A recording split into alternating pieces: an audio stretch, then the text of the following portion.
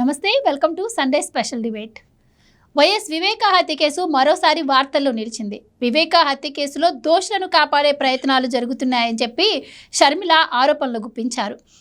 ఆయన హత్యకు సంబంధించి అన్ని ఆధారాలు ఉన్నా సంఘటనా స్థలంలో అవినాష్ రెడ్డి ఉన్నారు అని తెలిసినా కూడా సిబిఐ ఇప్పటివరకు ఎందుకు ఎవరిని అరెస్ట్ చేయలేదని ప్రశ్నించడంతో పాటు జగన్మోహన్ రెడ్డిని మోదీ గారు కాపాడే ప్రయత్నాలు చేస్తున్నారు అని చెప్పి ఆవిడ అంటాం. మరి అలాగే సిబిఐ కూడా కేంద్రం చేతులు కీలుబొమ్మగా మారింది అని ఆవిడ చెప్తున్నారు. మరి నిజంగానే ఏళ్లు గడుస్తున్నా కూడా వివేక హత్య కేసు ఒక కొలిక్కి రాకపోవడాన్ని ఏ విధంగా చూడాలి? మరి సిబిఐ పై వస్తున్న ఆరోపణల్లో ఎంతవరకు నిజం ఉంది? దీనికి సంబంధించి ఇప్పటి వరకు సునీత గారు పోరాడుతూనే ఉన్నారు. మరి దీన్ని ప్రభుత్వం కూడా ఎందుకు పరిగణలోకి తీసుకొని విచారించకూడదు, వైనాట్ అంటూ షర్మిల గారు ప్రశ్నించిన నేపథ్యంలో అసలు వివేక హత్య ఇంకా ఎంతకాలం ఈ దర్యాప్తు జరుగుతుంది? మరి ఇక నుంచైనా దీనిపైన ఏమైనా ఇంప్రూవ్మెంట్ ఉంటుందా? ఎలాంటి విషయాలన్నీ కూడా చర్చిద్దాం. మనతో పాటు డిబేట్లో పార్టిసిపేట్ చేసేందుకు స్టూడియోలో ఉన్నారు సీనియర్ జర్నలిస్ట్ సత్యమూర్తి గారు, అలాగే మరో senior journalist doctor Durga Vadlamani గారు. నమస్కారం సార్. నమస్కారం అండి. వివేక హత్య కేసు గురించి మళ్ళీ షర్మిల గారు మీడియా ముందుకు వచ్చి మాట్లాడటం జరిగిందండి. ఇది గత 5 సంవత్సరాల నుంచి జరుగుతూనే ఉంది. ఈసారి ఆవిడ ఏమంటున్నారంటే సిబిఐ పైన ఆవిడ కొన్ని ఆరోపణలు చేయడంతో పాటు ముఖ్యంగా ప్రధానమంత్రి నరేంద్ర మోదీ గారిని లాగుతున్నారు దీంట్లోకి. జగన్మోహన్ రెడ్డి గారు మోదీకి దత్తపుత్రుడు, అందుకే ఆయన కాపాడే ప్రయత్నం మోదీ చేస్తున్నారు అని చెప్పి ఆవిడ డైరెక్ట్గా ఆరోపణలు చేస్తున్నారు. సో అసలు వివేక హత్య కేసుకి అలాగే మోదీ గారికి ఉన్న సంబంధం ఏంటి? ఆవిడ ఆరోపణలు ఏ విధంగా చూడొచ్చు అంటారు? ఇప్పుడు ఇటువంటి చిల్లర రాజకీయాలు చేసి కేసుని ఇంకా డిలే చేయటం, మరి ఇదంతా మరి వాళ్ళు తెలిసి చేస్తున్నారో తెలియక చేస్తున్నారో ఇదంతా కూడా ఇప్పుడు నిన్నగాక మొన్న సుప్రీంకోర్టులో ఈ కేసు గురించి మొత్తం కూలంకషంగా విచారణ జరిగింది. ఆ విచారణ సందర్భంగా చాలా కీలకమైన నిర్ణయాలు తీసుకున్నది సుప్రీంకోర్టు. ఏంటి కీలకమైన నిర్ణయాలు? సునీత హస్బెండ్ నర్రెడ్డి రాజశేఖర్ రెడ్డి మీద పెట్టిన కేసుల్ని ఎవరు? వీళ్ళ అన్న వైఎస్ షర్మిల వాళ్ళ సొంత అన్నయ్య ముఖ్యమంత్రిగా ఉండి కుట్రపూరితంగా కేసులు పెట్టిస్తే ఆ కేసుల నుంచి బయటపడటానికి వీళ్ళ వల్ల కాల. అటువంటిది కూటమి ప్రభుత్వం వచ్చిన తర్వాత వాళ్ళు ఒక నిష్పక్షపాతంగా ఒక ఎంక్వైరీ జరిపించి వివేకానందరెడ్డి పిఏ ఎవరైతే కృష్ణారెడ్డి ఉన్నాడో అప్పట్లో పిఏ, ఆ కృష్ణారెడ్డిని లోబర్చుకొని జగన్మోహన్ రెడ్డి ఆడిన నాటకాన్ని బట్టబయలు చేశారు. అసలు ఈ కేసులు ఈ పిఏ కృష్ణారెడ్డి ఇచ్చిన కంప్లైంటే బోగస్ కంప్లైంట్, అందులో ఎటువంటి వాస్తవాలు లేవు అని చెప్పి స్థానిక పోలీసులు ఎంక్వైరీ చేసి ఒక ఎంక్వైరీ రిపోర్టుని రాష్ట్ర ప్రభుత్వానికి ఇస్తే రాష్ట్ర ప్రభుత్వం సుప్రీంకోర్టు దగ్గర ఫైల్ చేసింది. ఈ నర్రెడ్డి రాజశేఖర్ రెడ్డి, నర్రెడ్డి సునీత వీళ్ళిద్దరి గురించే కాదు, అప్పటి దర్యాప్తు అధికారి సిబిఐ అధికారి రామ్ సింగ్ మీద కూడా జగన్మోహన్ రెడ్డి కుట్రపూరితంగా కేసులు పెట్టాడు. ఆ కేసుల్లో కూడా వాస్తవం లేదు అని చెబితే రాష్ట్ర ప్రభుత్వం రాష్ట్ర పోలీసులు ఇచ్చిన రిపోర్టు మేరకు సుప్రీంకోర్టు వీళ్ళ ముగ్గురు మీద కేసుల్ని కొట్టేసింది. అది ఎంత పెద్ద డెవలప్మెంటు! మామూలుగా అంటే ఇప్పుడు వైఎస్ వివేకానందరెడ్డిని ఎవరు మర్డర్ చేశారో ప్రపంచం మొత్తం తెలుసు. కానీ అది ప్రూవ్ చేయటానికి చాలా రకరకాల హర్డిల్స్ వస్తూ ఉన్నాయి. సాక్షుల్ని చంపుతున్నారో చచ్చిపోతున్నారో ఆ దేవుడికే తెలియాలి. సాక్షులైతే మాత్రం ఒక్కొక్కడు లేచిపోతున్నాడు. ఒక్కొక్క సాక్షి లేచిపోతూ ఉంటే పోలీసులు దర్యాప్తు చేసి ఆ కేసుల్ని దర్యాప్తు చేసి, అంటే జగన్మోహన్ రెడ్డి ముఖ్యమంత్రిగా ఉన్నప్పుడే సాక్షులందరూ లేచిపోయారు. ఆ కేసు దర్యాప్తు చేసి ఇందులో ఏం లేదు, ఇది మామూలుగానే చచ్చిపోయాడు అని రాసిస్తూ ఉంటే ఎట్లా చేయాలి? కేసును ముందరకెట్ట తీసుకోవాలి? కూటమి ప్రభుత్వం వచ్చిన తర్వాత దాని మీద ఎంక్వైరీ చేశారు. ఎంక్వైరీ చేసి ఆఖరిగా చనిపోయిన అతను వివేకానంద రెడ్డి ఇంటి దగ్గర కాపలాదారుడు, అతను చనిపోయిన దాని మీద కొన్ని అనుమానాలతోటి కేసు పెట్టారు.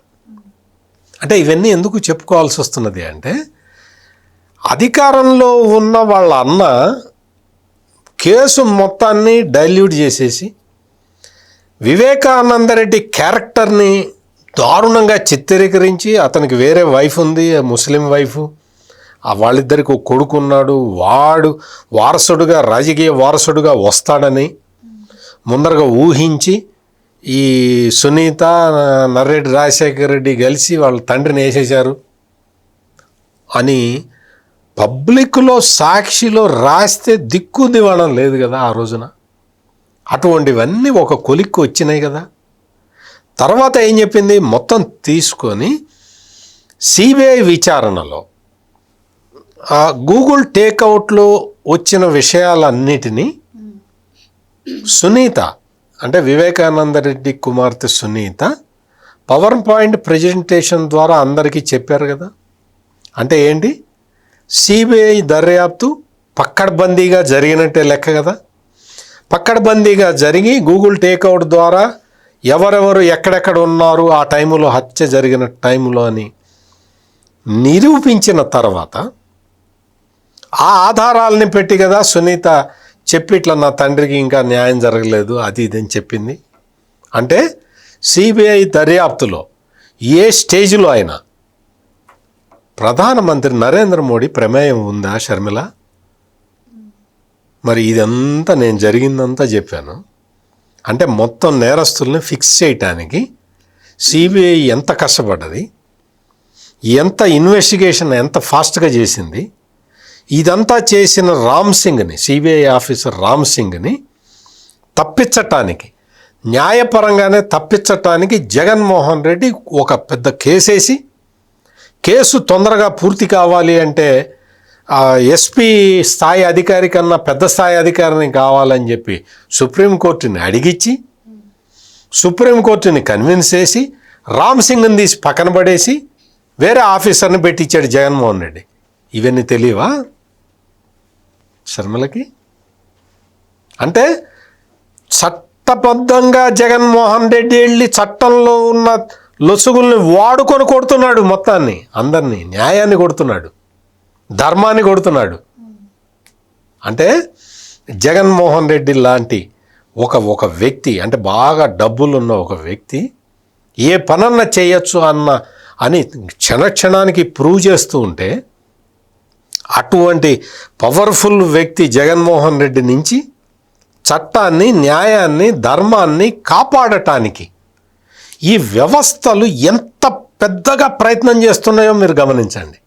అందుకనే నేను ఇన్ని విషయాలు చెప్పా. రాష్ట్ర ప్రభుత్వం ఏం చేస్తున్నదో చెప్పా, సిబిఐ ఏం చేసిందో చెప్పా, సుప్రీంకోర్టు ఏం చేసిందో చెప్పా. ఈ కేసులన్నీ రామ్ సింగ్ మీద, సునీత మీద, రాజశేఖర రెడ్డి మీద ఉన్న కేసుల్ని కొట్టేసింది సుప్రీంకోర్టు కాదా?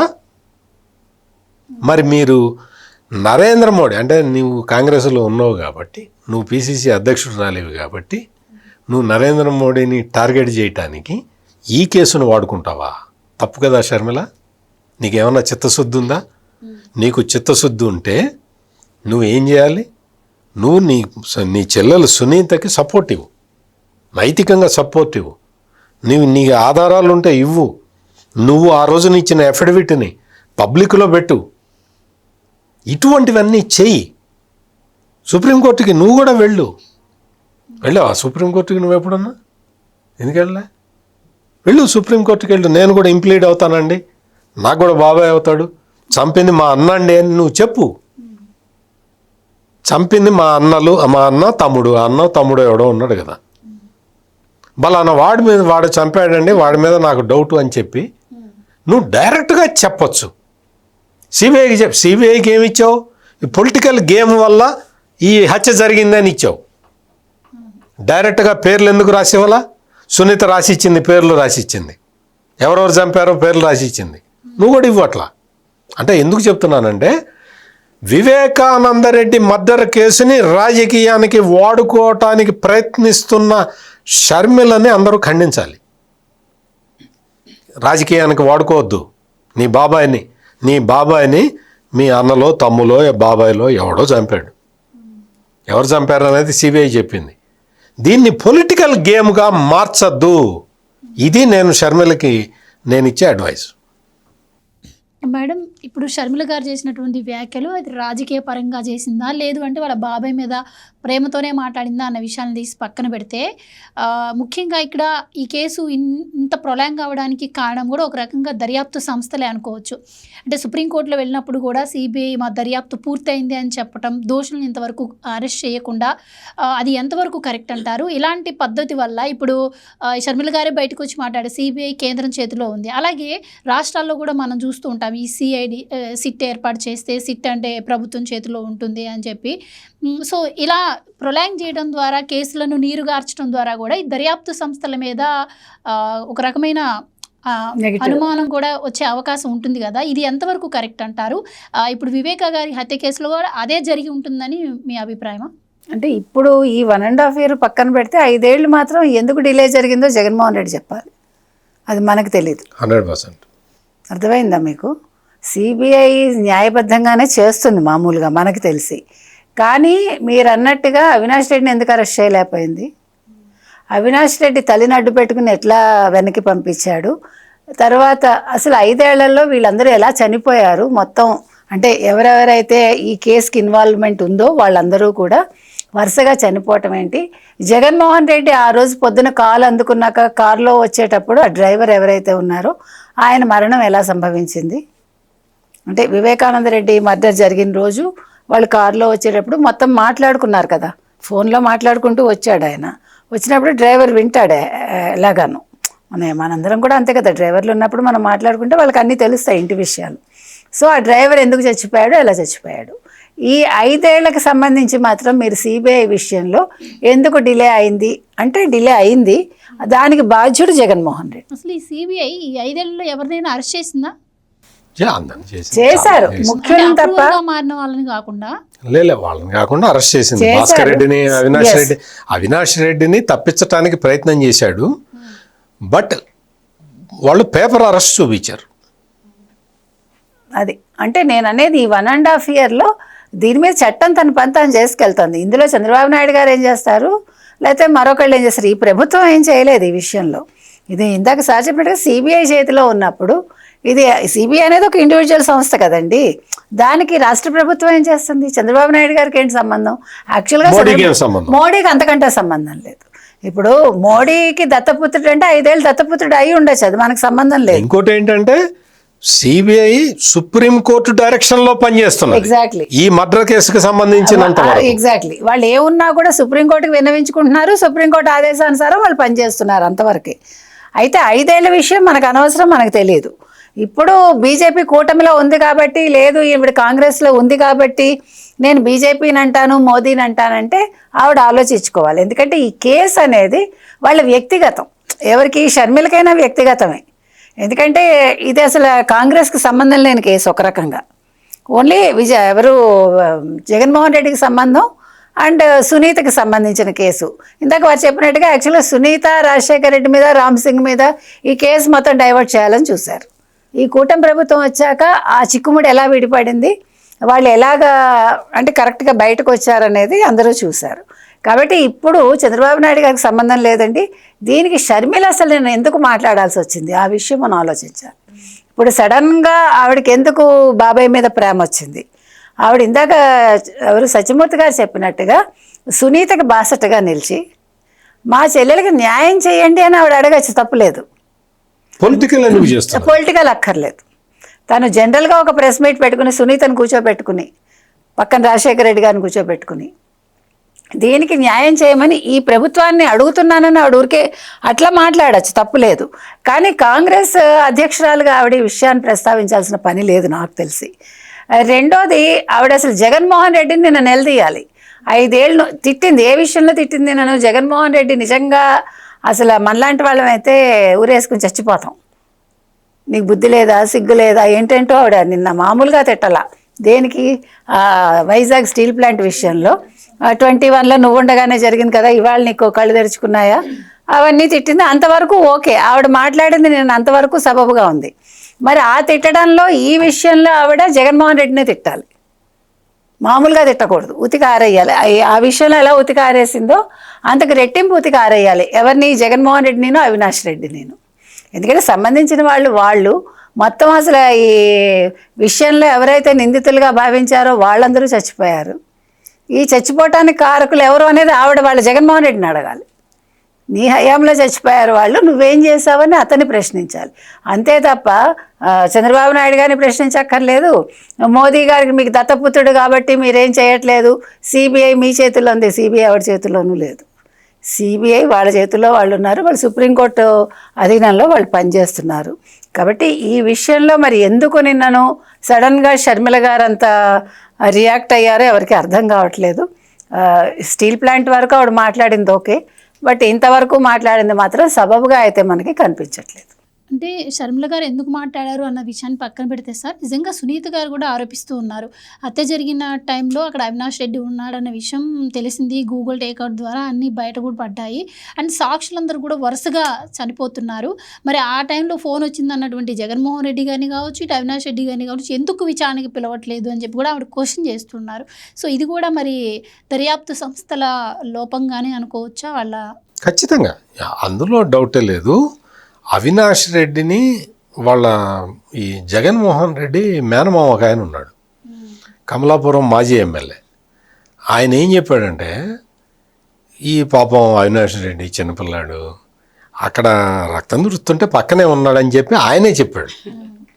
రక్తం తుడుస్తుంటే అమాయకుడు పాపం అక్కడే ఉన్నాడు అని సాక్షాత్తు జగన్మోహన్ రెడ్డి మేనమామ చెప్పాడు, పబ్లిక్లో చెప్పాడు, పబ్లిక్ మీటింగ్లో.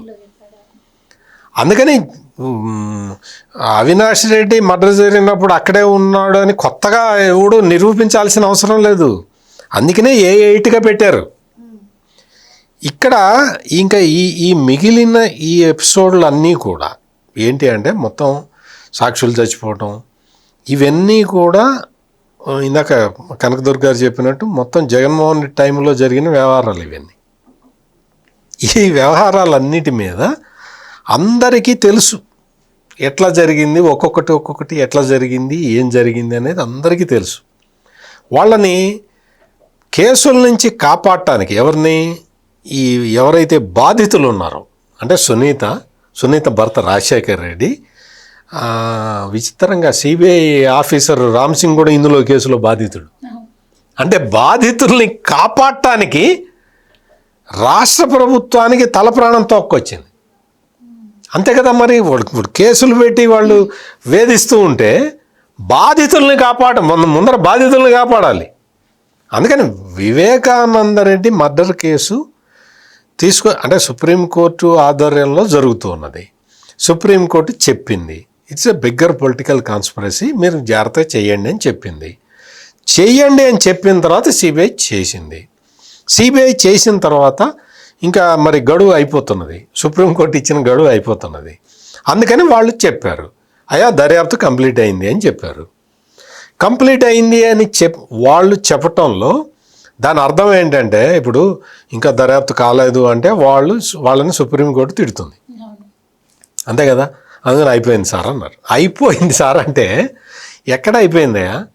తెల్లవారుజామున 3ంటికి అవినాష్ రెడ్డి ఎవరికి ఫోన్ చేశాడు, ఎవరు ఇంకెవరికి చెప్పారు, ఎవరు వచ్చి అక్కడ కూర్చున్న మీటింగ్లో కూర్చున్న వాళ్ళకి ఎవరు చెప్పారు, ఇవన్నీ అడిగారు. ఇవన్నీ అడిగిన తర్వాత సుప్రీంకోర్టు కన్విన్స్ అయింది. ఎందుకంటే కేసు ఇంకా నడుస్తుంది, వాయిదా పడ్డది, మళ్ళీ నడుస్తుంది. 99.9% నా ఒపీనియన్ అడిగితే దర్యాప్తు కంటిన్యూ చేయండి, ఈ క్వశ్చన్లకు సమాధానాలు తెలుసుకోండి అని సుప్రీంకోర్టు ఆదేశించే అవకాశం ఉంది. నేను అంటే బై రీడింగ్ ది సబ్జెక్ట్, అంతే తప్ప సుప్రీంకోర్టు ఏం జడ్జిమెంట్ ఇస్తుంది, ఏం ఆదేశాలు ఇస్తుంది అనేది నాకు తెలియదు. అంటే ఎవరు తెల్లవారుజామున కేసు అడిగారు కదా, తెల్లవారుజామున ఫోన్ ఎవరు చేశారో కూడా కనుక్కోలేదండి. అసలు నేను తెల్లవారుజామున ఫోనే కాదు, నేను ఇంకొక సబ్జెక్ట్ యాడ్ చేస్తా. షర్మిలని కావాలంటే సుప్రీంకోర్టు దగ్గరికి వెళ్ళి అఫిడవిట్ ఫైల్ చేసి చెప్పమానండి. విజయసాయిరెడ్డి వచ్చి వైఎస్ వివేకానంద రెడ్డి గుండెపోటుతో మరణించాడు అని చెప్పాడు కదా, దానికైతే క్లిప్పులు ఉన్నాయి కదా. ఆ క్లిప్ తీసి సుప్రీంకోర్టు చూపించి ఈయనతోటి గుండెపోటని చెప్పించింది ఎవరు? మొన్న కూడా చెప్పారు కదా ఆయన. నేను చెప్తున్నా అంటే ఇది కనుక్కోండి, ఇది కీలకమైన అంశము అని షర్మిల సపరేట్ అఫిడవిట్ ఫైల్ చేయమనండి, కనుక్కోవాలి కదా. అంటే సిబిఐ దర్యాప్తు ఎక్కడెక్కడ వదిలేసిందో నీకు తెలుసు, నాకు తెలుసు, అందరికీ తెలుసు. అవన్నీ మళ్ళీ చేసి నువ్వు కూడా అఫిడవిట్ ఫైల్ చేయి, సుప్రీంకోర్టుకి అప్పీల్ చేయి, చెప్పు మా బాబాయిని నువ్వు అఫిడవిట్ ఒకసారి ఆల్రెడీ ఇచ్చావు కదా, మా బాబాయిని రాజకీయ కారణాలతో చంపారని మళ్ళీ చెప్పు అది. అందుకని అది చెయ్యకుండా నువ్వు ఏం చేయాలో అది చెయ్యకుండా నరేంద్ర మోడీని కాపాడుతున్నాడు, జగన్ని కాపాడుతాడా? ఎట్ట కాపాడుతాడు? ఆయన నేరస్తుల్ని కాపాడటానిక ఆయన 3వ సారి ప్రధానమంత్రి అయింది. ఎంతమంది నేరస్తులను తీసి లోపలేస్తున్నాడు? అందరు నేరం చేసిన వాడిని, వైట్ కాలర్ నేరం చేసిన వాడిని తీసి లోపలేస్తున్నాడు ఆయన. ప్రధానమంత్రి నరేంద్ర మోడీని పట్టుకొని, నరేంద్ర మోడీ జగన్ దత్తపుత్రుడు, పొత్తు ఎవరు పెట్టుకున్నారు? ఎన్డీఏలో ఎవరున్నారు? దత్తపుత్రుడు ఉన్నాడా? లేడు కదా.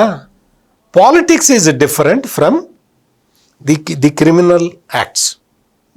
నువ్వు అందుకని ఇది ఒక క్రిమినల్ యాక్ట్. అంటే జగన్మోహన్ రెడ్డి లేకపోతే అవినాష్ రెడ్డి, జగన్మోహన్ రెడ్డి ముఖ్యమంత్రిగా ఉన్నప్పుడు అవినాష్ రెడ్డి అరెస్ట్ కాకుండా చూడటం, ఇవన్నీ వేరే విషయాలు, రాజకీయాలు వేరే విషయాలు. షర్మిల ఏం చేస్తున్నది అంటే తెలివితేటలు ఉపయోగించి ఈ రెండిటిని కలుపుతున్నది. ఈ రెండిటిని కలిపితే నువ్వు ఈ రెండిటిని, రాజకీయాన్ని నేరాన్ని కలిపి చూసినంత కాలం మీ బాబాయ్ మర్డర్ కేసులో న్యాయం జరగదు. ఈ విషయం ఫస్ట్ షర్మిల తెలుసుకోవాలి. రైట్.